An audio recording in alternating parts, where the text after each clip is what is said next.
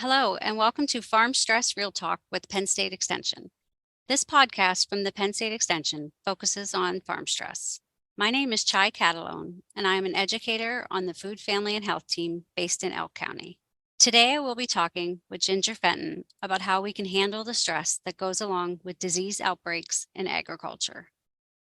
Thank you for taking the time to talk with me today, Ginger. Since this is a new series, can you please tell us about your role with Penn State Extension and your involvement with the Farm Stress team? Well, thank you for having me on your podcast today. I've been with Penn State Extension since 2014 as a dairy educator, but I also have responsibilities in food safety certification courses, value-added dairy, and ag safety and health, which is how I became involved with the Farm Stress team. In 2017 and 2018, the dairy industry had experienced several years of depressed milk prices, and it was taking a toll on our producers. Because I farm at home and my graduate work involved occupational health of dairy farmers, I wanted to learn more about mental health. So I started attending trainings on farm stress and mental health. I formally became part of the Penn State Extension Farm Stress team in 2020 when the team was formed. I think that the diversity of ag educators and family well-being educators on the team brings more to the table to be able to assist the Pennsylvania ag industry. Thank you, Ginger. I appreciate your background and the wealth of information that you can bring to the teams and the podcast. In general, can you talk about why it's important that farmers have other individuals and networks to turn to during stressful times and who some of those resources could be? Sure. I am a big supporter of discussion groups and other opportunities that allow farmers and ag industry folks to talk. These supportive conversations with peers in ag can provide stress relief. They can help to reduce feelings of isolation and loneliness. They provide an opportunity to brainstorm and to come up with solutions together.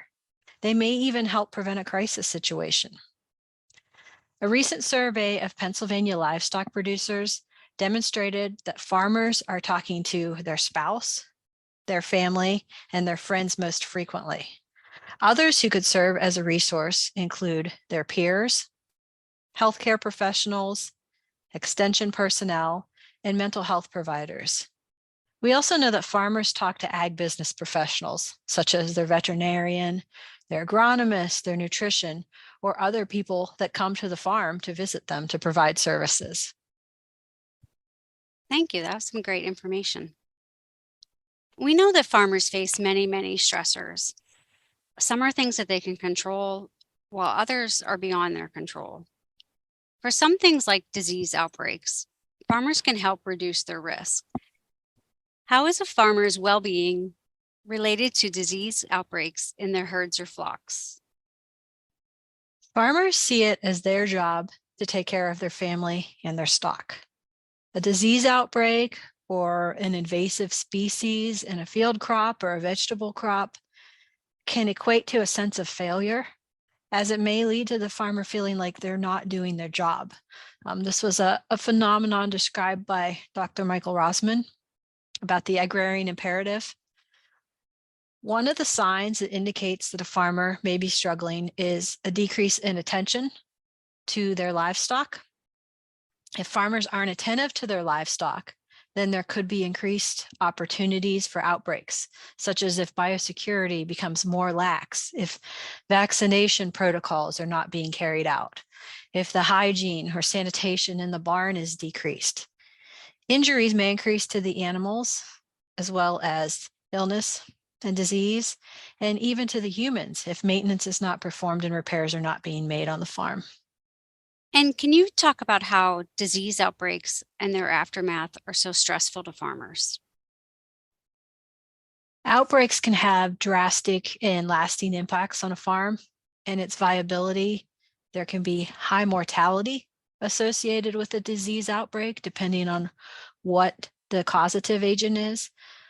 There can be loss of income for an extended time, which can add stress and struggle to that farm family.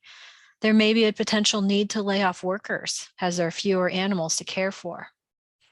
There may be an inability to market products from the farm, which affects the revenue stream.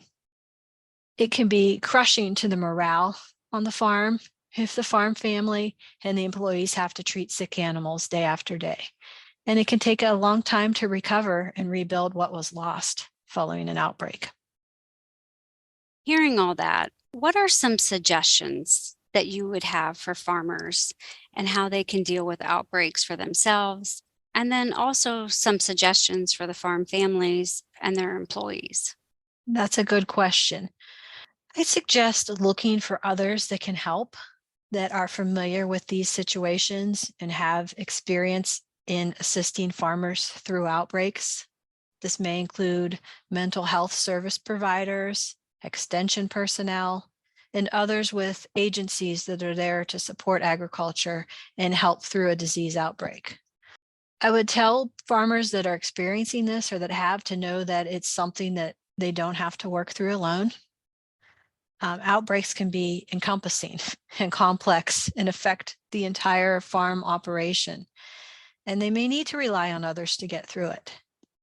I would also encourage them to include their farm team, which may include their employees and their family members. Have discussions and encourage time for outlet to talk about what's going on. Maybe there's a way they can get away from the farm for a little while and just engage in some other hobby or interest and have their mind on something else. They may need some kind of physical outlet, such as walking or playing sports or something that can help them think about something else.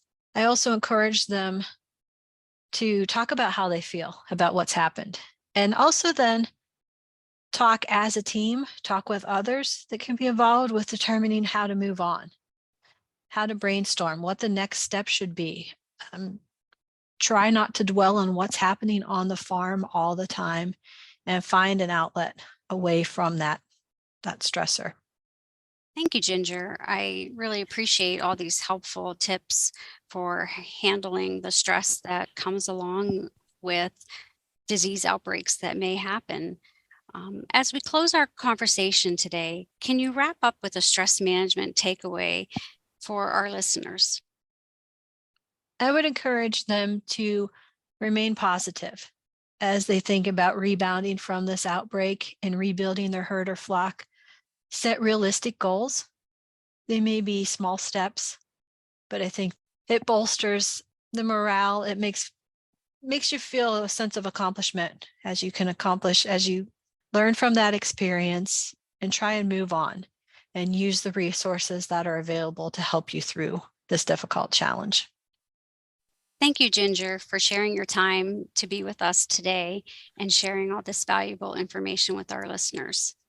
Join our team for future episodes as we continue to discuss dealing with stressors that are beyond our control. If you would like more information on farm stress, visit the Penn State Extension website at extension.psu.edu.